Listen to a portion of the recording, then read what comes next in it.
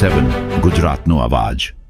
નમસ્કાર દર્શક મિત્રો, i7 ન્યૂઝ ગુજરાતીની સાથે હું છું આપની સાથે પાયલ બામભણિયા। તો જોઈએ આજના મહત્વના સમાચાર। ઝાલોદ ખાતે Shri કેસરીયાજી Dashama college of nursing ખાતે તારીખ 12 મે 2026ના રોજ આંતરરાષ્ટ્રીય નર્સિસ દિવસની ઉજવણી ઉત્સાહભેર કરવામાં આવી હતી।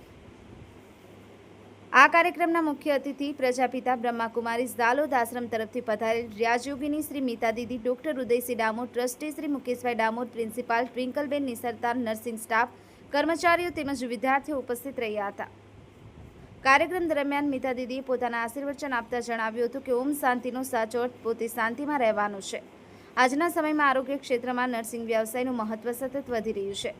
હોસ્પિટલ, ક્લિનિક તેમજ તાલુકા અને જિલ્લા કક્ષાએ પુરુષ અને મહિલા બંને નર્સિંગ સ્ટાફની મોટી જરૂરિયાત છે।